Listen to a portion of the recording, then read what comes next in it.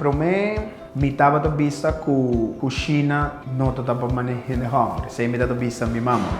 Pero me gusta sempre estar around hora de cozinhar. Então, depois de tempo, me estava a minha mama quando cozinhar e assim a minha paixão a começar para trabalhar em cozinha e na área culinária.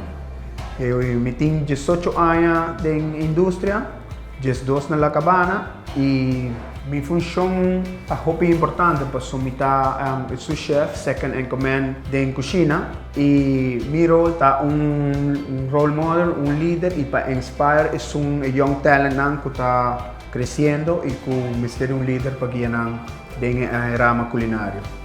Nós está fazendo cooking with the chef, me dá rol em nana, passo me dá guia e persona que está cozinhando em nana, para estar mais riba na mesa também, para por crescer também junto conosco e o programa.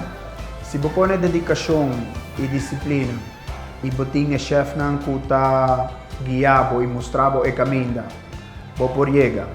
Wak a mim mesmo, começar de abaixo e agora aqui me dá o chef de La Cabana.